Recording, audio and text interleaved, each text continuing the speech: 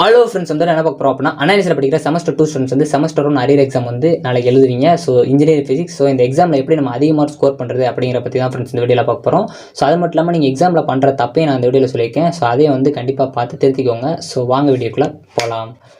Okay friends, first இடத்துல பார்த்தீங்க அப்படின்னா நாளைக்கு இன்ஜினியரிங் ஃபிசிக்ஸ் எக்ஸாமுக்கு வந்து ப்ரிப்பேர் ஆகிருப்பீங்க. ஸோ எல்லோரும் நல்லா கான்செப்ட் பார்த்து ரெடியாக இருப்பீங்க. ஸோ இன்றைக்கி நைட்லேருந்தே உங்களுக்கு ஒரு பயம் இருக்கும், நம்ம செமஸ்டர் 1லே நல்லா பண்ணல அப்படிங்கிற ஒரு தாட் இருக்கும். ஸோ ஃபஸ்ட் அந்த தாட்டே எடுத்துருங்க. நம்ம செமஸ்டர் 2ல் வந்து நல்லா பண்ணுவோம் அப்படிங்கிற தாட்டை வச்சு நாளைக்கு நார்மலாக எக்ஸாம் எழுத எப்படி போவீங்களோ அதே மாதிரி வந்து ப்ரிப்பேர் ஆகிட்டு போங்க. கண்டிப்பாக வந்து அரியர் எக்ஸாம் எழுத போகிறோம் அப்படிங்கிற தாட்டே வந்து வச்சிருக்காங்க.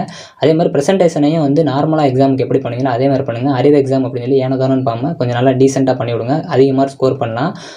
ஸோ ஃபஸ்ட் இடத்துல பார்த்துக்கிட்டிங்க அப்படின்னா நீங்கள் ஒரு கொஸ்டின் எழுத போகிறீங்க அப்படின்னா அந்த கொஸ்டின் வந்து ரியல் லைஃப்பில் எங்கே யூஸ் ஆகுது அப்படிங்கிறத வந்து சின்னதாக ஒரு ஹிண்ட்ஸ் மாதிரி பார்த்து வச்சுக்கோங்க. அந்த ஹிண்ட்ஸை எடுத்து ஃபஸ்ட்டு நீங்கள் எழுதிட்டு நார்மலாக எப்பயும் போல் எக்ஸாம் எழுதுங்க. ஸோ ஏன் சொல்கிறேன் அப்படின்னா அந்த ஹிண்ட்ஸுக்கு வந்து மார்க் கிடைக்காது. பட் வந்து நீங்கள் அந்த ஹிண்ட்ஸை வச்சு உங்களுக்கு கீழே ஃபுல்லாக வந்து நீங்கள் புரிஞ்சு எழுதிருக்கீங்க அப்படின்னு சொல்லி அவங்க வந்து நினச்சிப்பாங்க. ஸோ அதனால் வந்து அதிக மார்க் ஸ்கோர் பண்ணலாம். ஸோ அதனால் வந்து முடிஞ்சாலும் வந்து ஒரு சின்னதாக ஒரு பாயிண்ட் மட்டும் எழுதுங்க. தியரியாலாம் அளவெல்லாம் எழுத வேண்டாம். ஸோ ஒரு சில டைம் மெக்கானிக்ஸ்லேயே வந்து உங்களுக்கு கொடுத்துருப்பாங்க. அதாவது மெக்கானிசம்லேயே வந்து உங்களுக்கு இது கரண்ட்டாக வந்து எங்கே யூஸ் பண்ணுறாங்க அப்படிங்கிற கொடுத்துருப்பாங்க. சப்போஸ் கொடுக்கல அப்படின்னா நீங்கள் கூகுளோ இல்லை எதாவது சர்ச் பண்ணி நீங்கள் அந்த ஒரு பாயிண்ட் எழுதினா அழகாக இருக்கும். ஸோ அதிகமாக ஸ்கோர் பண்ணலாம். ஸோ அதே மாதிரி ப்ரெசன்டேஷன் பொறுத்த வரைக்கும் கொஞ்சம் நல்லா பண்ணுங்கள். கண்டிப்பாக வந்து அரியர் எக்ஸாம் தான் எழுத போகிறோம் அப்படின்னு நினச்சி எழுதாமல் நல்ல ஒரு எக்ஸாம் நார்மலாக எப்போ எழுதுகிற செமஸ்டர் 2 எக்ஸாம் எழுதிருப்பீங்க அந்த மாதிரி வந்து ஒரு ப்ரெசன்டேஷன் கொடுங்க. அவங்களுக்கே பார்த்தோன்னே வந்து போன டைம் வந்து கொஞ்சம் டைம் இல்லாதனால நல்லா படிக்கல போல, இந்த விட்டு நல்லா படிச்சிருக்காங்க அப்படின்னு சொல்லிட்டு அவங்களே வந்து கரெக்ஷன் நல்லா பண்ணிடுவாங்க. ஏன்னா நீங்கள் வந்து நல்லா ப்ரெசன்டேஷன் பண்ணியிருந்தீங்கன்னா. ஸோ ஏன்னா உங்களுக்கு வந்து பேப்பர் கரெக்ஷன் யார் பண்ணுவாங்கன்னு உங்களுக்கும் தெரியாது, அவங்களுக்கு வந்து யார் இது எழுதியிருக்காங்கன்னு தெரியாது. ஸோ அதனால் வந்து நல்லா ப்ரெசன்டேஷன் பண்ணிங்கன்னா அதிக மார்க் எடுக்கலாம். ஸோ அதுக்கப்புறம் பார்த்தீங்க அப்படின்னா ஈக்குவேஷன்ஸ் ஃபுல்லாக நல்லா பார்த்து வச்சுக்கோங்க. ஈக்குவேஷன் வந்து கன்ஃபியூஸ் பண்ணிக்காதீங்க. அதாவது இப்போ ஸ்டார்டிங் ஈக்குவேஷன் இருக்குன்னா அந்த ஈக்குவேஷன்ஸ் வந்து லாஸ்ட் எப்படி எண்டிங் ஆகுது, கடைசி உள்ள ஈக்குவேஷன் கண்டிப்பாக மெயினாக வந்து அதுக்கு தான் மார்க் இருக்கும். அதை நல்லா பார்த்துக்கோங்க. ஸோ அதே மாதிரி டைம் கால்குலேஷன் நல்லா பார்த்துக்கோங்க. இந்த டைமில் நான் இந்த கொஸ்டினை முடிப்பேன் அப்படின்னு சொல்லி ஃபஸ்ட்டு நீங்கள் ஒரு கால்குலேட் வீட்டில் வச்சே பண்ணிட்டு போயிருங்க. நீங்கள் நைட்டு நல்லா ப்ரிப்பேர் ஆகிக்கோங்க. ஸோ அதே மாதிரி ஒரு ஈக்குவேஷன் முடிச்சிட்டிங்க அப்படின்னா இந்த ஈக்குவேஷனுக்கு கடைசியாக ஒரு பாக்ஸ் போட்டுக்கோங்க. கான்ஃபிடென்ட்டாக நல்லா கரெக்டாக ஆன்சர் தெரியும் அப்படின்னா அந்த இதுக்கு பாக்ஸ் போடுங்க. சப்போஸ் உங்களுக்கு இந்த ஈக்குவேஷன் எனக்கு லைட்டாக டவுட்டாக இருக்குது அப்படின்னா அந்த இடத்துல அந்த பாக்ஸ் போடாதீங்க. ஸோ அதே மாதிரி எல்லா கொஸ்டின்ஸும் அட்டன் பண்ணுங்கள். நான் எப்பயுமே சொல்கிறது தான், கண்டிப்பாக எல்லா கொஸ்டின்ஸும் அட்டன் பண்ணுங்கள். அந்த கொஸ்டின் அட்டன் பண்ணுறதுல எது கரெக்டாக போட்டிருக்கீங்களா பாருங்கள். நம்பர்ஸ்லாம் ஏ போட்டுக்கிறதுல ஏ போட்டிருக்கீங்களா, பி போட்டுக்கிறதுல பி போட்டிருக்கீங்களா பாருங்கள். அனெக்சரில் வந்து கண்டிப்பாக வந்து டிக் பண்ணுங்கள். ஸோ நிறைய பேர் வந்து மாற்றி டிக் பண்ணுறேன்னு சொல்கிறீங்க. இந்த தப்பு வந்து நிறைய பேர் சொல்லிட்டு இருக்கீங்க. ஸோ கண்டிப்பாக இந்த தப்பு வந்து இதுலேருந்து தவிர்த்துருங்க. ஸோ இதுக்கப்புறம் வந்து ஒரு கொஸ்டின் நீங்கள் எழுதிருக்கீங்க. ஸோ அந்த கொஸ்டினில் வந்து இப்போ உதாரணத்துக்கு ஒரு ஈக்குவேஷன் எழுதிருக்கீங்க. அந்த ஈக்குவேஷன் வந்து தப்பாயிருச்சு. பட் அந்த ஈக்குவேஷனே திருப்பி நீங்கள் எழுத போகிறீங்க அப்படின்னா அந்த தப்பான ஈக்குவேஷனை அடிக்காதீங்க. ஸோ அதை அப்படியே இருக்கட்டும், அது கீழே வந்து எழுதுங்க. ஏன் அப்படின்னா கரெக்ஷன் பண்ணுறவங்க வந்து ஒரு சில டைம் வந்து நீங்கள் அடித்த லைனுக்கு கீழே லைனில் கூட பார்க்கலாம்.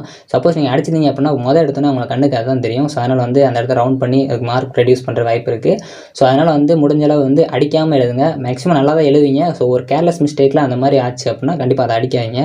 ஸோ அதுக்கப்புறம் வந்து டயக்ராம்ஸ்லாம் இருந்துச்சுன்னா கண்டிப்பாக டயக்ராம்ஸ்லாம் நீட்டாக போடுங்க. முடிஞ்சளவு வந்து டயக்ராம்ஸை வந்து ஒரு ½ பேஜ் இல்லை ஃபுல் பேஜுக்கு கொண்டு வர பாருங்கள். ஏன் அப்படின்னா அதை வச்சே நீங்கள் வந்து சப்போஸ் உங்களுக்கு தெரியல அப்படின்னாலும், அதாவது ஒரு சின்ன டயக்ராம் இருக்குன்னா அதை வந்து ஃபுல்லாக கொண்டு வரக்கூடாது. ஒரு பெரிய மெக்கானிக்ஸ் போட்டு அந்த மாதிரி வருதுன்னா அந்த டயக்ராம்ஸ்லாம் வந்து முடிஞ்சளவு வந்து ஒரு ½ பேஜாச்சும் கொண்டு வந்து அந்த டயக்ராம் வச்சே கூட நீங்கள் எக்ஸ்பிளைன் பண்ணலாம்.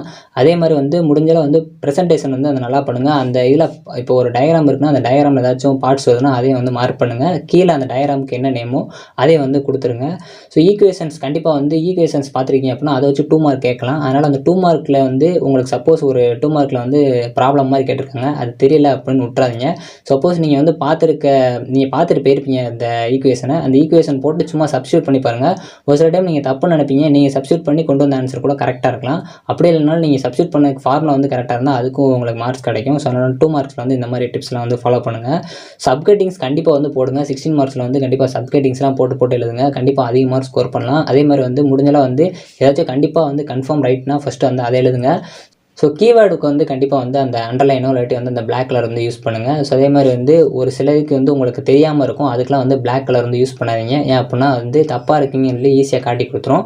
ஸோ பாயிண்ட்ஸ் போட்டு எழுதுங்க. மேக்ஸிமம் வந்து 1 2 3 போட்டு எழுதாதீங்க. ஏன் அப்படின்னா இப்போ ஒரு இதுக்கு 10 பாயிண்ட்ஸ் இருக்குது அப்படின்னா கண்டிப்பாக வந்து அந்த 10 பாயிண்ட்ஸ் உங்களுக்கு ஞாபகம் இருக்கல அப்படின்னா உங்களுக்கு வந்து 9 பாயிண்ட்ஸ் எழுதினா அவங்க ஈஸியாக கண்டுபிடிச்சிருவாங்க. சப்போஸ் நீங்கள் ஸ்டாரோ இல்லாட்டி அந்த இடத்துல வேறு ஏதாச்சும் ஒரு டெக்கரேஷன் மாதிரி கொடுத்தீங்க அப்படின்னா அந்த பாயிண்ட்ஸ்க்கு வந்து அவங்களுக்கு பார்த்தோன்னே வந்து 10 பாயிண்ட்ஸ் எழுதிங்கலாம் கரெக்டாக தெரியாது. எண்ணி பார்த்தாங்க அப்படின்னா கண்டுபிடிச்சிருவாங்க. கண்டுபிடிச்சிருவாங்க. இல்லைனா நீங்கள் வந்து அந்த ஸ்டார் போட்டு கூட 10 பாயிண்ட்ஸ் நீங்களாக ஒரு பாயிண்ட்ஸ் ஓனாக கூட எழுதலாம். மறந்து போச்சுன்னா மட்டும் இதை ஃபாலோ பண்ணுங்கள்.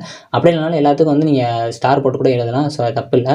ஸோ அதே மாதிரி வந்து கொஸ்டினை வந்து நல்லா ரீட் பண்ணுங்கள். ஏன் அப்படின்னா ஒரு சில பேர் வந்து கொஸ்டின் நல்லா ரீட் பண்ணாமல் இப்போ பேரலல் ஆக்சிஸ் தியரம் அப்படி கேட்டிருப்பாங்க. நீங்கள் பெர்பெண்டிகுலர் ஆக்சிஸ் தியரம் எழுதி வைக்கலாம். அப்படி இல்லைனா நீங்கள் வந்து உங்களுக்கு 2மே எழுத சொல்லியிருக்கலாம். நீங்கள் 1 மட்டும் எழுதி வச்சிருக்கலாம். நீங்கள் வந்து கொஸ்டின் நல்லா ரீட் பண்ணாமல் போயிருந்தீங்க அப்படின்னா. ஸோ அதனால தான் ப்ராப்ளம்ஸ் வந்து கேட்காங்க அப்படின்னு சொல்லி யாரும் பயப்பட வேண்டாம். ப்ராப்ளம்ஸ் வந்து நீங்கள் நல்லா அந்த ப்ராப்ளம்ஸை ரீட் பண்ணுங்கள். நீங்கள் படிச்சிருக்க அந்த ஈக்குவேஷன்லேருந்து கூட அந்த ப்ராப்ளம்ஸ் வந்து இருக்கலாம். ஸோ அதனால் வந்து அந்த ஈக்குவேஷனை நீங்கள் அப்ளை பண்ணி அதில் நீங்கள் செஞ்சு பார்த்தீங்கனாலே ஒரு சில டைம் ஆன்சர் கூட கரெக்டாக வரும். சப்போஸ் அப்படி இல்லைனாலும் நீங்கள் அப்ளை பண்ணதுக்கு மார்க் அதிகமாக ஸ்கோர் பண்ணலாம். ஸோ ஓகே ஃப்ரெண்ட்ஸ், இந்த வீடியோவில் உங்களுக்கு ஒரு கிளாரிஃபிகேஷன் ப்ளஸ் ஒரு மோட்டிவேஷன் கிடச்சிருக்கும்னு நினைக்கிறேன். ஸோ கண்டிப்பாக வந்து நெக்ஸ்ட் அப்கமிங்கில் உங்களுக்கு எந்த இம்பார்ட்டன்ட் கொஸ்டின்ஸுங்கிறத மறக்காமல் கமெண்ட் பண்ணுங்கள். ஸோ நான் அப்லோட் பண்ணுறேன். கண்டிப்பாக வந்து முடிஞ்சளவு அந்த ஹிண்ட்ஸ் எல்லாம் ஃபாலோ பண்ணிங்க அப்படின்னா நீங்கள் அதிக மார்க்ஸே ஸ்கோர் பண்ணலாம். உங்களுக்கே தெரிஞ்சிருக்கும். ஸோ முடிஞ்சளவு வந்து நல்லா பண்ணுங்கள். நாளைக்கு கொஸ்டின் வந்து ஈஸியாக தான் வரும். All the best friends. கண்டிப்பாக எல்லாம் நல்லா பண்ணுங்கள். Thank you friends. நெக்ஸ்ட் வீடியோவில் சந்திப்போம்.